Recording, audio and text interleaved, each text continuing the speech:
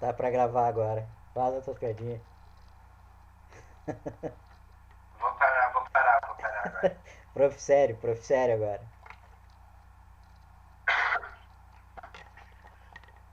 Podemos dar início, então?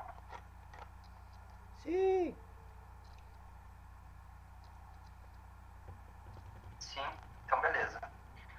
Bom, gurizada, hoje talvez teremos Ah, que imagem, né? Pô, Maria, muito obrigado por ter Isso aparecido tinha que agora. ser Podia ter falado falado antes de antes da começar a gravação da gravação. aula isso, né? Mas muito obrigado. Quero ficar- Tá no YouTube, não tem problema. Tá no YouTube, querendo ver Vamos embora. professor embriagado da aula de história. Mas é só água, tá, gente? Eu juro. Gurizada, a gente estava comentando aqui, quem conseguiu acompanhar a aula de história que foi semana passada, uma atividade especial sobre o Haiti, sobre a Revolução Haitiana, né? E esse período que a gente vai falar agora é um pouco seguinte, um pouquinho posterior a a Revolução Haitiana, mas a gente pode fazer uma mini retomada sobre o que o Lucas comentou na última aula a respeito do que foi a vinda da coroa para o Brasil, né? E o período de independência, como se deu esse processo, né? Então, justamente o que o Matheus comentou rapidinho, assim, só para a gente fazer essa retomada do que foi a Revolução Haitiana, tem uma ligação muito forte com a Revolução Francesa, né? E o posterior desenvolvimento que foi a subida de Napoleão Bonaparte ao poder.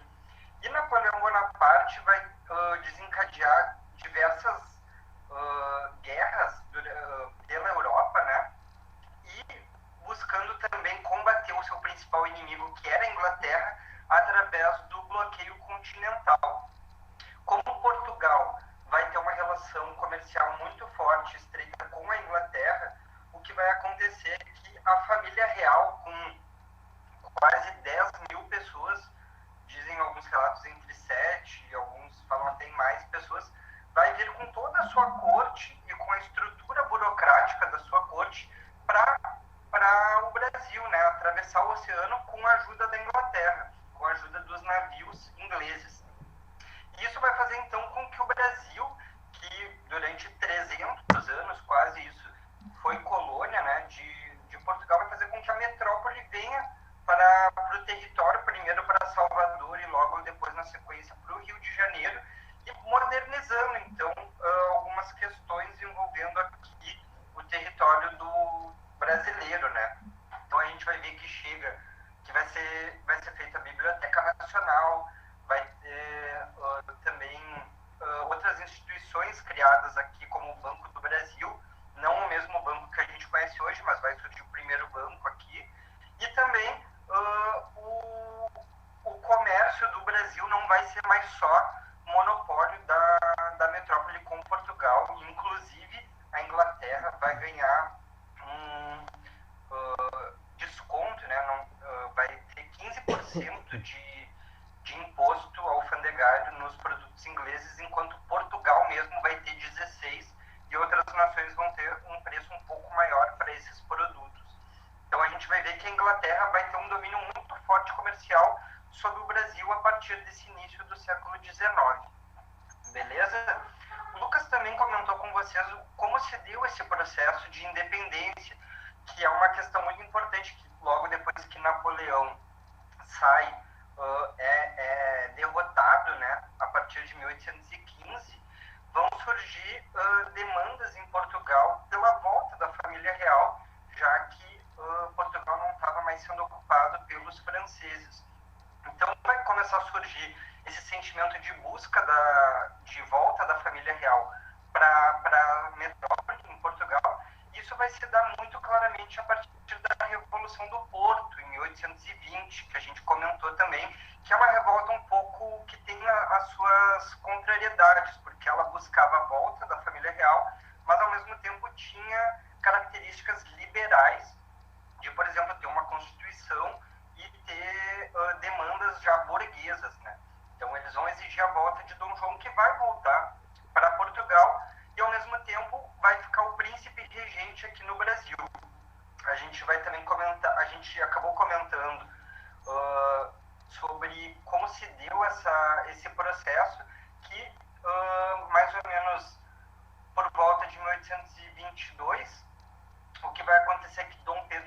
vai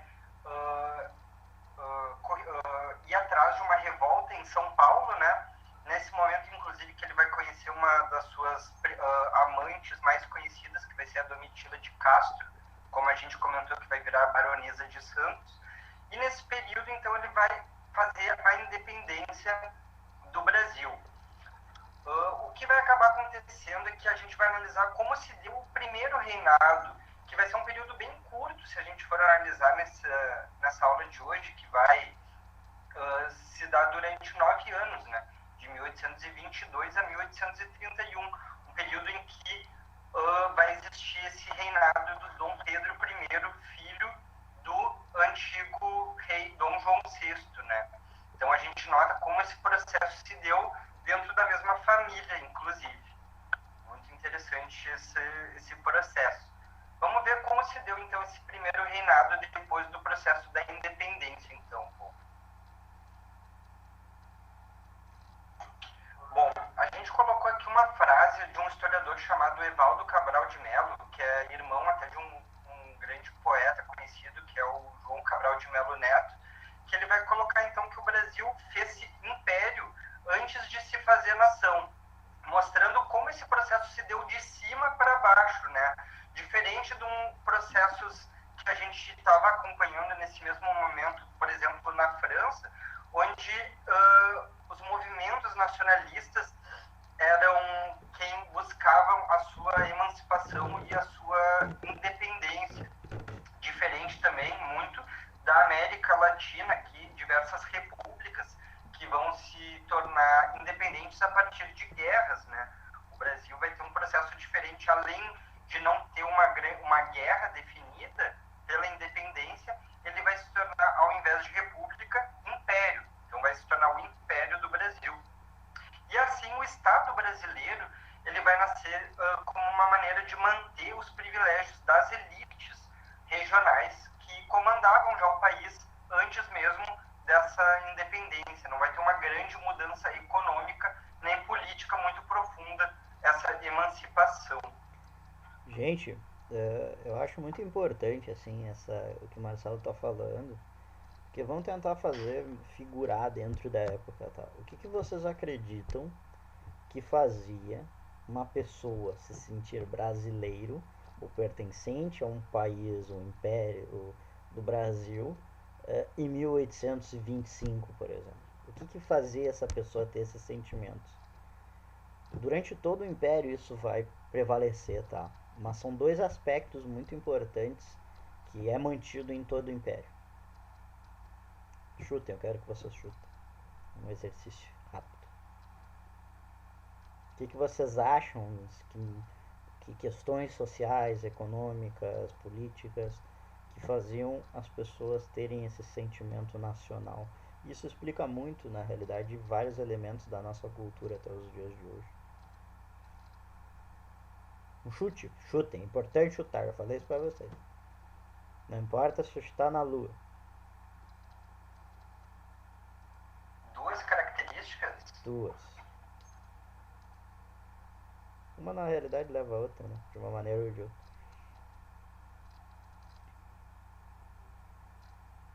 Vamos ver a Jaque. Tudo bom, Jaque? A Jaque tá aí.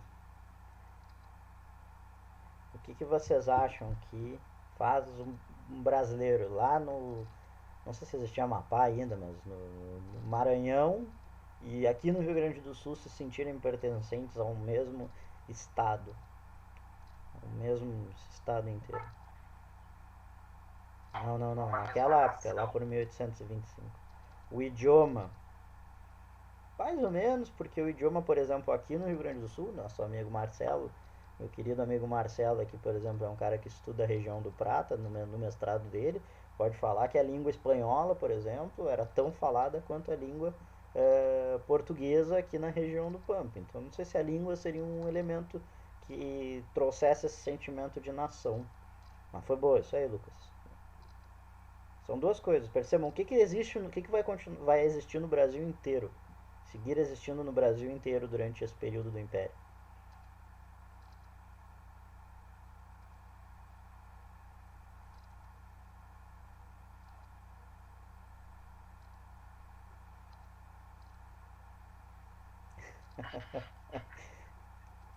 Ficou vago.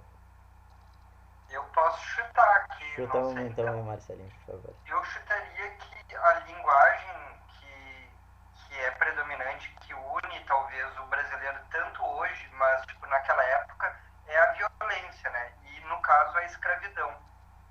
Perfeito. Uma dessas ideias, uma dessas questões é a escravidão.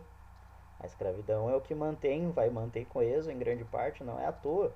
A gente vai ter uma aula só sobre o processo abolicionista, a escravidão das pessoas, essa violência com as pessoas. E aí tu pode colocar, por exemplo, a violência racial também incluída dentro desse processo, é uma das coisas que certifica as pessoas, os brasileiros pertencentes também, porque o último local da América do Sul onde vai ser estipulado a escravidão até 1888. Isso já demonstra muita coisa, porque em 1889 acaba o Império.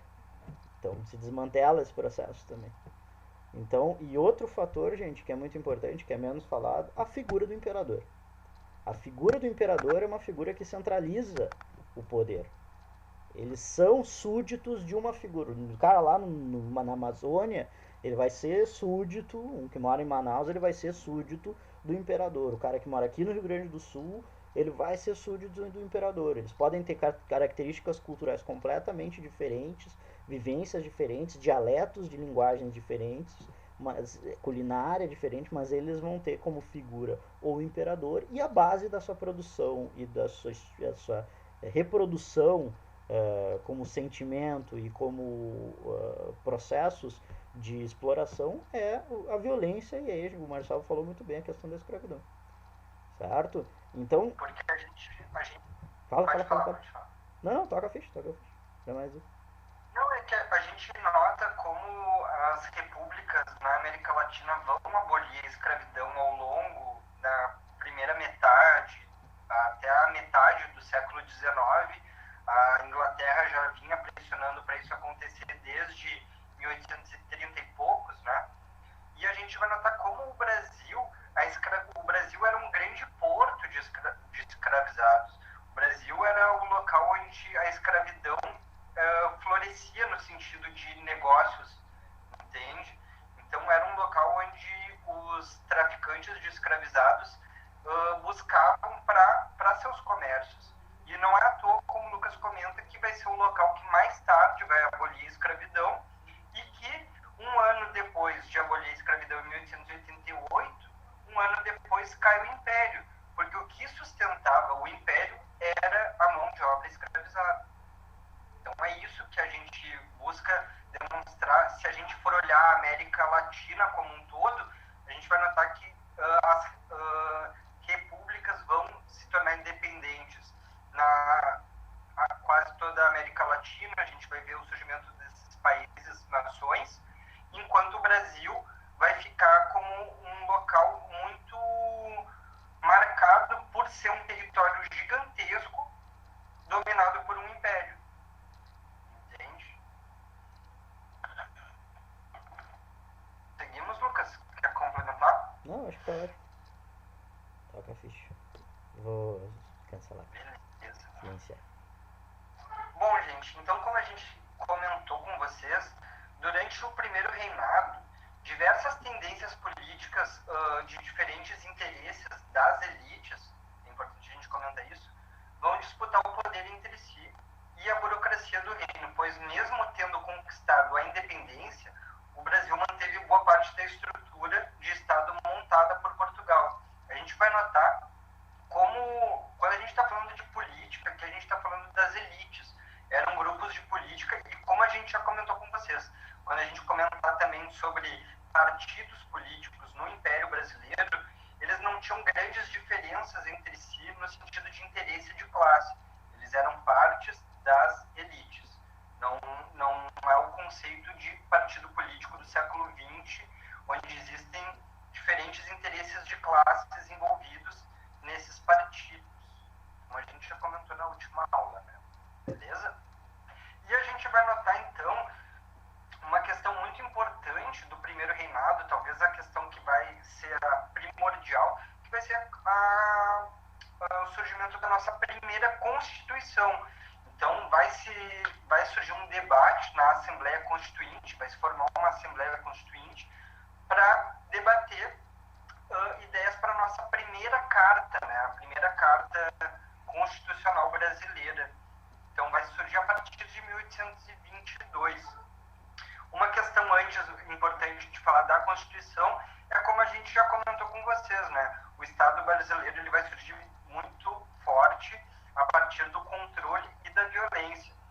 E demonstrando muito bem que existiam setores considerados de primeira classe e de segunda classe, no sentido bem complicado mesmo de se pensar, mas é que a cidadania não era colocada para toda a população. Então, um Estado muito forte vai ser colocado a partir do controle da violência. Justamente como a gente comentou com vocês nas aulas de Revolução Haitiana, como o Matheus e a Larissa colocaram para vocês na aula sobre o Haiti, a Revolução Haitiana vai ser um grande pavor da elite brasileira, das elites regionais brasileiras, que não queriam que as notícias de revoltosos, de revoltas escravas, se perpetuassem na América, né? Considerando que a população brasileira, grande parte, era uma população escravizada ou liberta, né? Que tinha conseguido essa alforria. E a população haitiana também, a população do Haiti era gigantescamente, uma grande parte era de população escravizada que conseguiu fazer a sua revolução. Então, durante todo o século XIX, o Império Brasileiro vai ter o medo de uma revolta escrava, como a gente já comentou. E para coibir isso, com o controle da força, controle da violência por parte do Estado.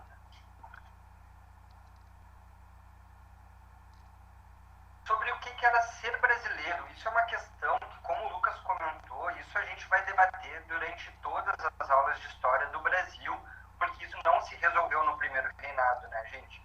A gente vai ver que 100 anos depois, 120 anos depois do Getúlio Vargas, vai estar também tentando criar sentimentos nacionais e buscando trazer símbolos que unam o que é ser brasileiro. É aí que vai surgir muito a popularização do futebol, é aí que vai surgir a popularização do samba, que era um ritmo estigmatizado muito parecido com o que o funk e o rap são nos dias de hoje. São símbolos que lá no século XX, Getúlio Vargas vai trazer, no caso do samba, do futebol, como símbolos do que é ser brasileiro e de que uma população tão diferente como alguém aqui do Rio Grande do Sul e alguém, enfim, de São Paulo, do Rio de Janeiro, da Bahia, se sintam parte de uma mesma nação. Uma nação é feita de cultura em comum, costumes em comum, pratos típicos em comum, músicas, enfim, relatos históricos que unam um passado que seja parecido a todos também. Então isso vai ser um debate que não vai se encerrar no primeiro reinado. Na verdade, ele vai ser simplesmente um surgimento do que era ser brasileiro. Mas a gente vai notar que o que acabou acontecendo é que as pessoas se identificavam muito mais com as suas regiões. As pessoas se identificavam com ser paulistas, ser mineiras, ser pernambucanas, e isso vai ter uma identidade muito mais forte nesse momento do que as pessoas se acharem como brasileiras, pertencentes à nação do Brasil. Isso que o Marcelinho comentou agora com vocês, gente, vai muito de encontro que a gente estava falando antes. Na falta desse sentimento nacional, e não é à toa que o João Cabral de Melo, não, o Evaldo Cabral de Melo Neto vai dizer, é essa questão de que o império, como forma, estrutura política, surge antes da nação brasileira, certo? Isso vai ter que ser transformado. E o que mantém essa nação, esse Estado brasileiro coeso? Que é aquilo que a gente estava falando antes, a questão da escravidão, da violência da escravidão e a figura centralizada do imperador. Até porque os nacionalismos estão em desenvolvimento ainda. Na América Latina, vocês vão ver na aula que a gente vai ter de América Latina no século XIX, os caras se chamarem argentino é no final do século XIX que vai começar a acontecer isso. Também numa política semelhante a que o Getúlio Vargas vai fazer. A figura do gaúcho, aquela figura do do poeta aquele, como é que é o nome? Agora me esqueci. Sim, mas. Ah, me esqueci Eu me também. esqueci o nome, mas depois eu lembro, eu tenho ele aqui. Mas o. Então a gente tem isso, gente, essa dificuldade para tu ter. Se constituir os estados primeiro, tá? Isso vai ser na América Latina inteira. Só que no Brasil, por tu ter uma figura que é centralizada no imperador, e por essa questão da violência escravocrata, tu tem uma unidade mais fixa, formal. E no momento que tu não tem o imperador, é que começam as revoltas regenciais, por exemplo. Quando no período das regências, quando não há essa figura central, que é uma coisa que mantém essa estrutura política coesa, começa a ver as revoltas separatistas. Revolta aqui do Rio Grande do Sul, baianada, balaiada, cabanagem. São todas revoltas para se separar, porque não se tem mais essa figura que centraliza todo o poder brasileiro. É importante lembrar também que a gente não está muito à parte do mundo, né, gente? A gente vai ver que a Itália vai se unir em 1848. A gente vai ver que a Alemanha vai se unir também muito tardiamente. Então, era um processo mundial de formação de Estados-nações, né? Então, estávamos dentro do processo também. E aqui, talvez, é a questão mais importante, a questão que acho que pode mais cair em questões, assim, que envolve a nossa primeira Constituição, que vai acontecer uma Assembleia Constituinte, vai ser convocada em 1822, que vai gerar grandes debates a partir da nossa elite, né, buscando uh, buscando debater aspectos que poderiam ir para a nossa Carta Constitucional, e o projeto que vai sair vitorioso vai ser um projeto que leva o nome da Constituição da Mandioca. A gente já comentou aqui em outras aulas de Brasil, né, que talvez o prato principal de norte a sul do país seja a mandioca mesmo, e não o arroz e feijão, né? Mas, enfim, a gente vai lembrar que esse nome da Constituição da Mandioca, ele vai se dar a partir de um critério censitário, ou seja, money, grana, que era a partir de 150 alqueires de farinha de mandioca. Quem tivesse uma renda superior a essa quantia poderia votar. A gente vai notar que uma pequena parte da população que vota nessa época, mas isso também não era uma exclusividade do Brasil. No mundo inteiro eram baixas os percentuais de pessoas que votavam mesmo. Isso na Europa, enfim, em diversos locais do mundo. É um processo que às vezes era 2, 3, 4% das pessoas que votavam. Então, isso demonstra que era um projeto elitista mesmo, mas que também estava dentro do que era o processo histórico do momento, né? E homens também, né? E Já só, comentando sobre a saudação à mandioca, grande. e não, Fala e só homens também, né? Não importa se tu, por exemplo, só se tu os, fosse mulher exatamente. e tivesse 150 alqueires de farinha de mandioca, igualmente não tinha o direito ao voto.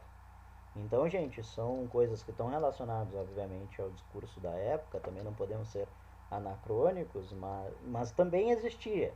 Existia também pessoas que tinham pensamentos distintos e que buscavam uma inserção maior da sociedade, mas ainda bastante limitado, como a gente próprio viu dentro da Revolução Francesa, ao direito das mulheres e das cidadãs, certo? Então, obviamente, a gente não pode ser anacrônico, mas existia e bastante pessoas que já lutavam por uma inserção maior, não só das mulheres, mas também dos escravizados, por exemplo. Aqui, nessa época, a gente já tem a Constituição do Haiti, certo? Que permitia libertos e ex-libertos e ex-escravizados e escravizados de votar. Que depois se libertaram. Era só isso. E o que vai acabar acontecendo? Então, o título ali mostra a constituição de uma assembleia, mas o nome que ela vai acabar ganhando, a fama que ela vai acabar ganhando, é a Constituição Outorgada. Constituição outorgada é basicamente uma constituição imposta. Então, o que vai acabar acontecendo? O imperador, a partir das tensões políticas da Assembleia, ele vai dissolver essa Assembleia Constituinte e vai acabar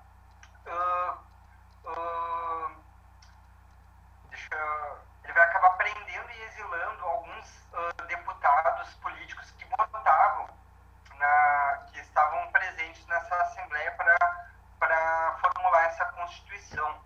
Então, o que vai acabar acontecendo é que a situação política vai ser explosiva a ponto de o Dom Pedro acabar impondo uma Constituição e não mais colocando ela para debate.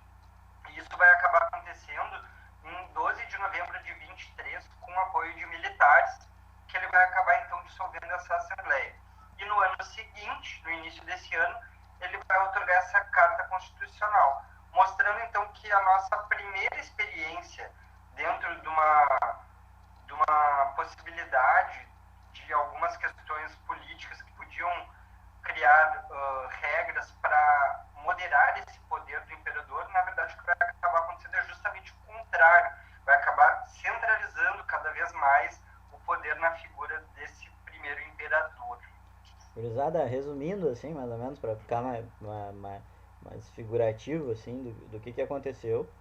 Os caras fizeram a Assembleia Constituinte, pegaram a Assembleia, mostraram inclusive foi os Bonifácios, né, o José Bonifácio, mostrou pro imperador a Assembleia, a proposta da Constituinte. O imperador olha, viu que em vários pontos limitava o poder do imperador, ele vai pegar e dizer o seguinte: não, isso aqui não vai valer. E a partir desse momento, ele dissolve a Assembleia Constituinte e cria uma Constituição praticamente toda nova, inclusive dá poderes absurdos para ele, certo? Como o Marcelo vai falar agora. Inclusive exilia, o momento que o José Bonifácio é exilado é nesse momento, porque ele é um dos líderes desse processo, que era grande amigo do Dom Pedro, é exilado nesse momento, grande personagem do processo da independência é exilado nesse momento.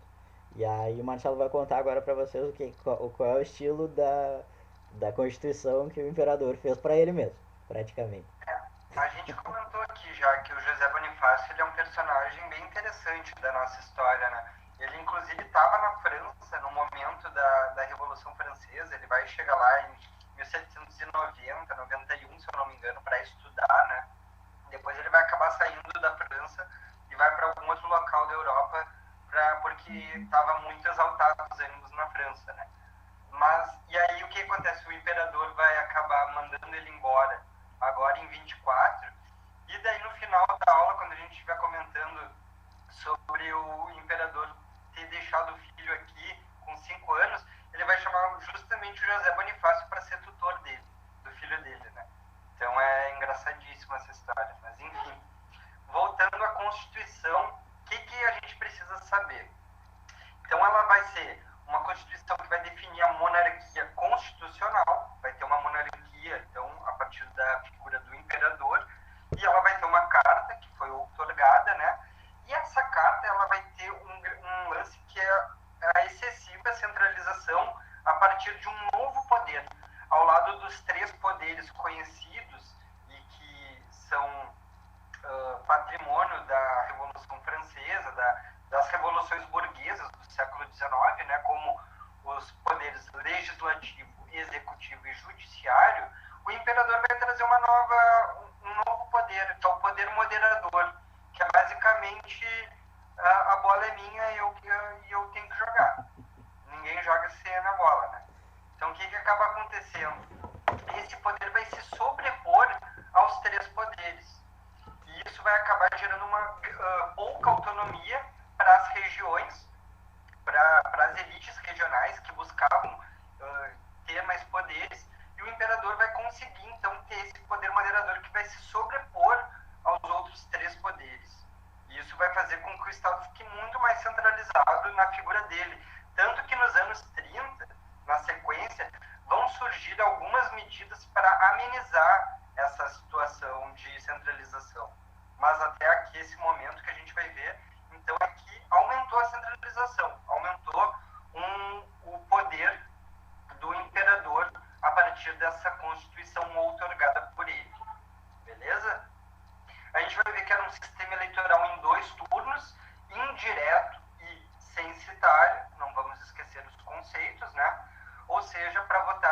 é necessário ter uma renda mínima, excluindo a maior parte da população, e inclusive as mulheres que só vão conseguir votar no século XX a partir da década de 30. Beleza? E voto indireto, O você... cargo do... Desculpa, Marcelinho, só pra deixar, talvez... Você sabe o que é voto indireto, gente? É importante lembrar também.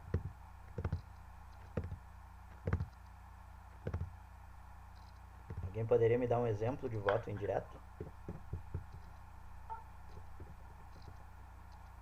Não lembra?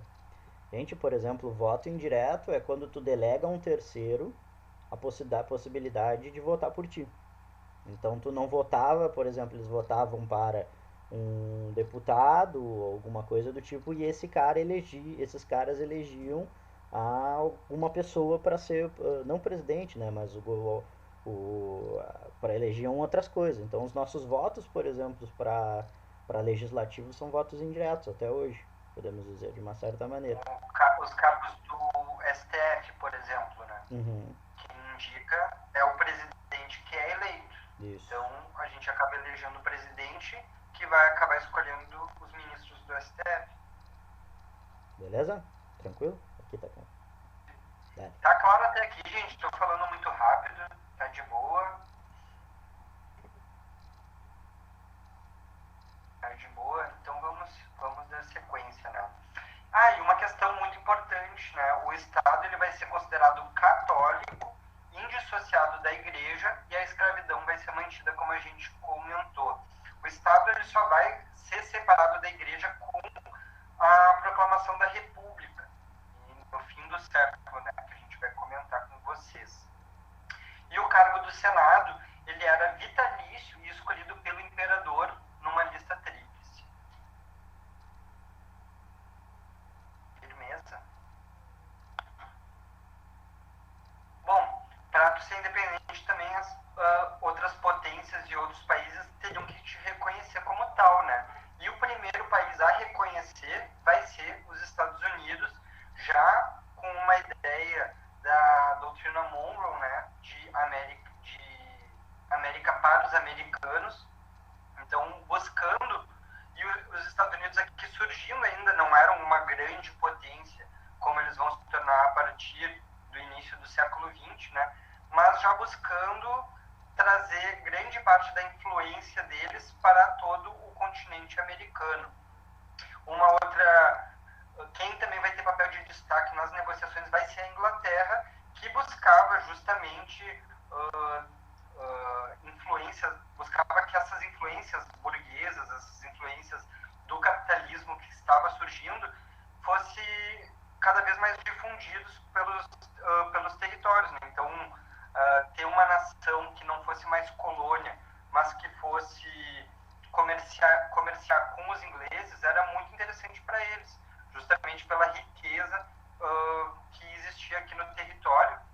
Era muito interessante para os ingleses terem esse papel de destaque nas negociações para transformar o Brasil muito, que é o que acaba acontecendo, né? Desde a vinda da família real, o Brasil vai acabar se tornando muito mais dependente da Inglaterra do que de Portugal, como a gente já comentou. O imperador vai enfrentar tensões políticas internas também, com foco no norte, como a gente vai ver, e também no sul, como a gente também vai ver na sequência. E como não havia um exército organizado, quem vai ser contratado vai ser o almirante Lord Thomas Cochrane, que era aliado aos senhores de engenho e tropas do Rio de Janeiro, para sufocar essas rebeliões. Mas vamos comentar quais são essas rebeliões agora. Gente, só comentar essa questão do almirante. Pode ir, Marcelinho, não tem problema. Não, pode ir, não tem problema. É só comentar para vocês que essa questão de não ter um exército próprio vai influenciar aí muito depois nas questões regenciais, nas revoltas regenciais também. Vocês pegam, por exemplo, a revolta aqui do Rio Grande do Sul, que a gente chama de Revolução Farroupilha, que a gente vai trabalhar isso também, de desconstruir o próprio conceito de revolução, porque não revoluciona absolutamente nada. A revolta Farroupilha, ela é feita por praticamente os estancieiros, que são as milícias de guarda aqui do Rio Grande do Sul, que cuidam das fronteiras, porque não tem exército, não existe exército. existe não sei se miliciano seria uma palavra muito boa para utilizar, mas existe essas milícias dos fazendeiros, dos grandes proprietários. Tu pode pegar todos os caras, todos os generais eram grandes proprietários do Rio Grande do Sul. Bento Gonçalves, o Canabarro, o Neto, todos esses caras que são figuras importantes dentro do processo revolucionário vão ser chefe de milícias, certo? Porque não tem exército no Brasil nesse momento. Tanto que tem que contratar um Quando a cara. gente está. Exato.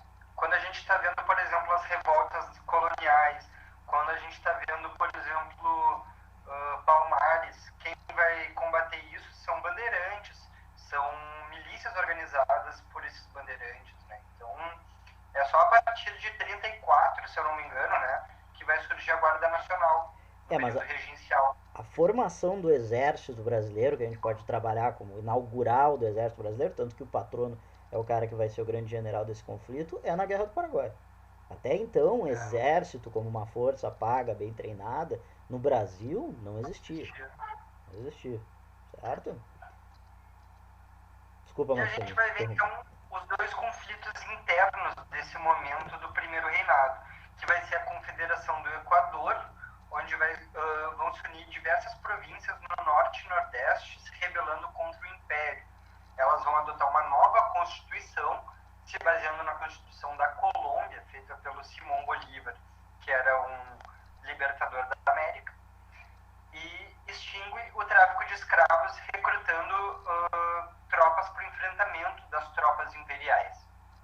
Tinha como líderes Cipriano Barata e Frei Caneca. Porém, a revolta foi reprimida por tropas imperiais, como a gente já comentou quem eram, né? E líderes presos ou mortos.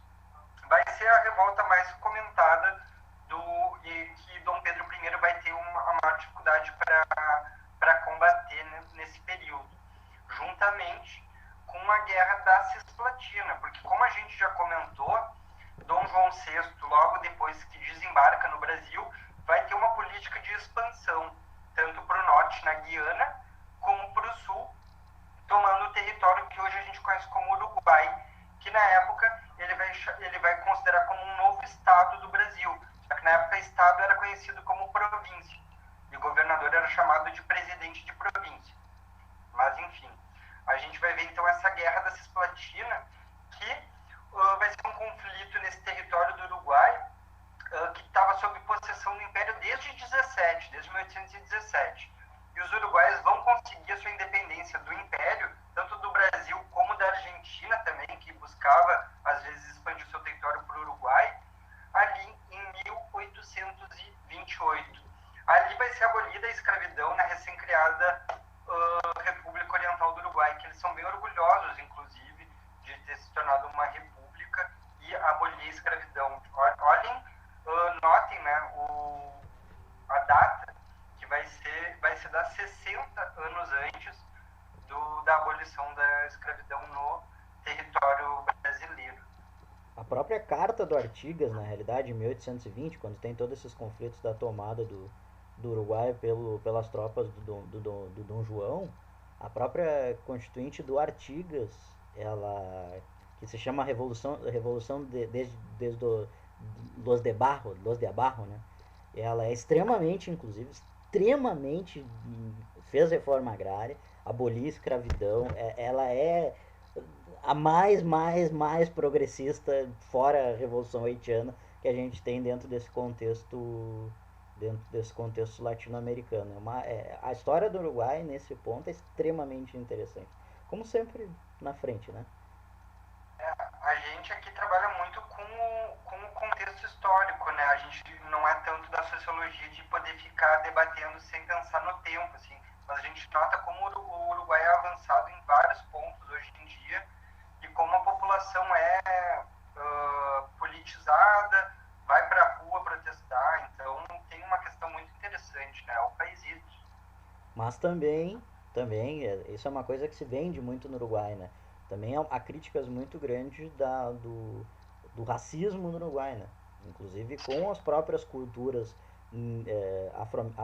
africanas que existem lá. O candombe, por exemplo, que é uma cultura que eles têm orgulho, o carnaval do candombe em Montevidéu. E sempre é silenciado essa população negra uruguaia, certo? Então, obviamente, tanto Uruguai como Argentina. na Argentina ainda mais, mas existe no Uruguai também e deve ser falado. Então a gente também trabalhar. O Uruguai é progressista, é politizado, sim, mas também, e aí a gente tem que respeitar também a questão do convívio, do ambiente, não ser anacrônicos também, né? Mas tem esse porém, que deve ser citado. Aqui tem um mural, né, que é sobre a Revolução de 24, conhecida como a nossa, me fugiu o nome agora. Confederação do Equador, né? Um mural bem interessante que vai mostrar. E é muito interessante porque os gaúchos, eles se pensam muito como isolacionista do resto do país, mas os nordestinos, cada estado ali tem revoltas que às vezes foram muito mais interessantes e buscando independência do que o próprio Rio Grande do Sul, sabe? Então, e não é comentado muito essa questão do o Nordeste é meu país, Paraíba é meu país, diferente assim, né? Mas, enfim, questões que vamos seguindo por rumo da aula. Aqui, como a gente comentou, também tem a questão da província da Cisplatina, né? É o interesse desde Dom João, quando veio para cá, buscando expandir o território até o Rio da Prata, que é o grande estuário aqui do sul da América do Sul, né? Quando a gente nota que é tanto o Rio da Prata como lá em cima o Rio Amazonas, são dois grandes estuários que basicamente o oceano entra no continente, né? São grandes extensões, grandes quilômetros de rio que deságua no mar. E percebam que o mapa do Rio Grande do Sul não é como é os dias de hoje, né, gente? Também foi modificado através de conflitos ali na fronteira. Então, Uruguai e Argentina está muito presente dentro da história do Rio Grande do Sul e da própria definição dos territórios, que vão prosseguir por todo o século XX. Bom, o Marcelo sabe muito melhor, porque o Marcelo estudou essa questão da fronteira, estudou os ladrão de A gado. gente, o Rio Grande do Sul aqui e essa região do Uruguai, do Pampa, ela vai se formar como uma região de fronteira, né? E o quantos conflitos no século XIX a gente vai ver relacionado a isso, né? A formação dos Estados-nações na América, no Prata, no século XIX, é muito interessante. Bom, e o que vai acabar acontecendo então, povo? A gente vai ver a abdicação 9 anos depois de dizer que fica e que seria o imperador do Brasil colocando seu pai, quando seu pai tinha voltado, né, tinha dito que ficaria, mas o primeiro império ele vai ser muito relacionado com diversos contextos de crise. A gente viu crise interna, a gente viu que o imperador acaba outorgando uma constituição. Então tudo isso foi desgastando a figura do imperador, desgastando esse primeiro império. E isso vai fazer então com que a década de 20 seja recheada de conflitos e problemas políticos. Até parece que a gente está falando de 2020, mas é a década de 1820, tá? Não vamos esquecer. Então a gente vai notar que existiram os conflitos entre liberais e conservadores. A gente comentou um pouco no início, na aula passada, né, sobre as diferenças entre os partidos políticos. E em 1826 vai acabar morrendo o pai do Dom Pedro I, Dom João VI, fazendo com que exista um medo do retorno dos laços vinculados entre Portugal e Brasil. E vai ser buscado, então, vai ser exigido por parte de Portugal a volta de Dom Pedro, principalmente também pela pressão que o irmão dele, o Dom Miguel, que estava governando Portugal como se fosse já um rei de Portugal também. Isso vai fazer com que Dom Pedro acabe retornando a Portugal para combater o seu irmão. Vai ser uma guerra entre Dom Miguel e Dom Pedro pela disputa sucessória do trono. Antes disso, ele já vinha se envolvendo na disputa com Dom Miguel, gastando diversos recursos do Brasil, né? E isso vai fazer com que em 1828, então, Dom Miguel proclame-se rei de Portugal e desencadeie essa guerra entre os dois irmãos.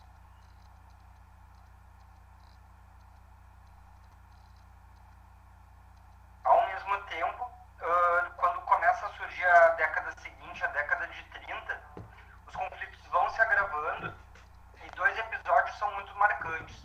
Um deles é o assassinato de um jornalista de oposição, que era Líbero Badaró. Ele era um jornalista gringo, né, Lucas? Se eu não me engano, italiano. Acho que não sim. tenho certeza da onde. A imprensa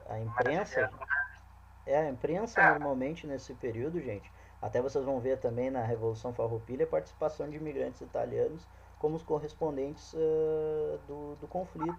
Então a imprensa, sobretudo os italianos, eram os principais, alemães também envolvidos, poloneses também, eram envolvidos nessa questão da imprensa, que é uma cultura trazida principalmente pela Europa, né? Até porque não se tinha muitas prensas, não se tinha editoras ainda no Brasil desenvolvidas. A publicação, o mercado de publicação começa com Dom Pedro, mas ele se formaliza depois. Os principais jornais de oposição, tanto a coroa, era na Europa que os caras estavam fazendo.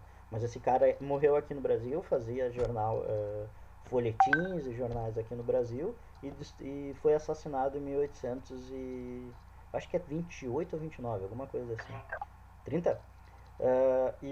Antes do Marcelinho falar da noite das garrafadas, que é só o grande finale praticamente ali, a gente tem que ter em mente também, gurizada, que a figura do Dom Pedro estava bastante desgastada, sobretudo com a morte da princesa Dona Leopoldina, da imperatriz Dona Leopoldina. Porque era público o distrato que ele tinha com ela, era público as traições dele, e ela era uma figura muito mais querida que ele pelo povo brasileiro, era abraçada e querida mesmo. Talvez, por exemplo, peguem, vocês não sabem o nome, e eu particularmente também não me lembro, o nome da imperatriz do Dom Pedro II. Eu não me lembro. Mas da Dona Leopoldina, tu vai em qualquer cidade grande do Brasil, tem uma rua, um bairro, qualquer coisa que tenha Leopoldina nesse estado. Porque ela era muito popular, era uma figura muito popular. E vendo o modo como. Cara, o Dom Pedro fez uma casa para amante dele na frente da Dona Leopoldina. Se acredita, se estipula, e tem fontes bastante confiáveis sobre isso, que a própria morte da Dona Domitila vem de maus tratos que ela sofria do Dom Pedro e problemas que ela sofreu no parto. Se trabalha com a ideia que ele inclusive tem agredido ela grávida, certo? Então tudo isso, gente, cria uma imagem que já não era bem vista por todas essas questões de figura externa, da própria Constituição que foi imposta, das revoltas que foram suprimidas por uma questão extremamente violenta, e junto a esses outros poucos, e aí o Marcelo continua agora com a própria, isso vai levar a uma instabilidade insustentável para o Dom Pedro para ficar na coroa do Brasil, né? Esses conflitos eles eram muito frequentes também entre grupos que eram considerados portugueses e grupos a favor dos brasileiros, né? E esse conflito ele vai ter um final muito trágico que vai se dar na Noite das Garrafadas, que se eu não me engano foi mais de uma noite, foi algumas noites em sequência de grandes conflitos vinculados, opondo esses dois grupos, né? Grupos de portugueses e grupos de brasileiros no Rio de Janeiro, isso em março de 1831, fazendo com que, não sei se tem um próximo slide, acho que tem mais um, fazendo com que Dom Pedro então tente uma solução, e essa solução que ele vai se dar vai ser abdicando do trono em favor do seu filho. Só que o seu filho, que é conhecido hoje, que a gente acaba conhecendo como Dom Pedro II, tinha somente 5 anos na época em que Dom Pedro abdica do trono. E o que vai acabar acontecendo é que vai se estabelecendo um período de regência até que o Dom Pedro II possa assumir esse pepino, né? Esse trono que vai se dar, então, a infância do Dom Pedro II. A gente vai ver o período regencial na sequência, né? E a infância do Dom Pedro II vai ser uma infância de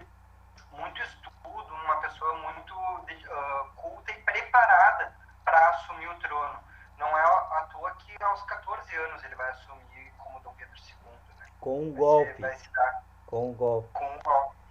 Então ele vai ser preparado durante toda a infância, com diversos tipos de conhecimento, enfim, tudo que uma elite aristocrática poderia ter, né? Mas isso é papo para outra aula. Então o que a gente tem que demarcar agora só é que o Dom Pedro vai então sair depois de 9 anos de independência, vai sair e vai deixar uma regência aqui no país, que vai ser um período mais conturbado ainda, se é que pode ser, mas vai ser mais conturbado ainda, e a gente pode comentar isso nas próximas aulas, mas acho que podemos fechar por aí.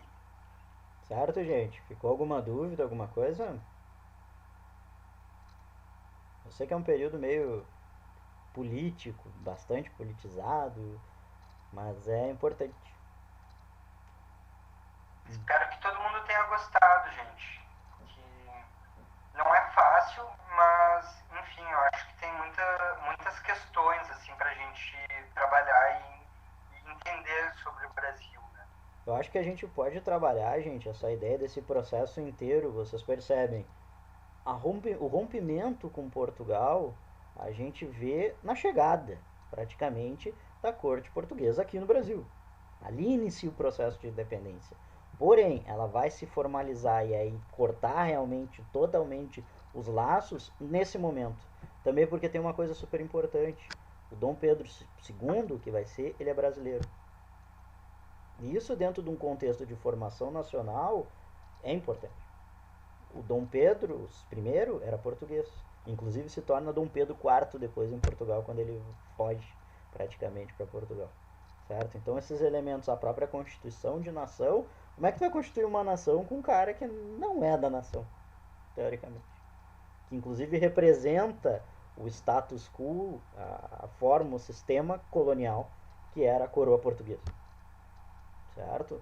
Então são todos elementos que a gente. Por isso que a gente preferiu normalmente a galera da primeiro 1808 independência do Brasil. Eu acho que a gente acha que o período na realidade ele é muito mais complexo. Ele vai da chegada da corte aqui na família até esse período do fim do primeiro reinado. Aí a gente pode começar a dizer que vai ser construída de forma bem calma um Estado brasileiro autêntico, governado pelos brasileiros. Até que a gente tem ainda resquícios muito grandes da corte portuguesa. Certo, gente? Mas acho que era isso. Também não queremos abusar a Catiele, né? Foi super querida de nos dar esses períodos agora. Então vocês têm aula com ela agora. E só queremos agradecer do fundo do coração. Quinta-feira temos então essa atividade. Compareçam todos. Acho que é super importante pra gente essas questões de ansiedade que a gente está fazendo antes das férias de vocês, para vocês descansarem também um pouco da nossa cara, né? Merecido, gente. Obrigadão, boas aulas. Beijo grande, cuidem-se.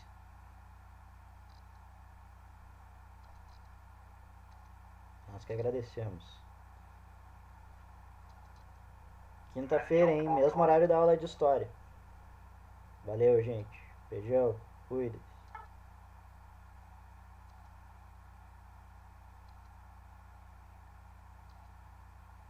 Dom Pedro II tinha uma cara de coxinha, né? Tinha uma cara de. Tinha uma cara de acampamento do Parcão, né?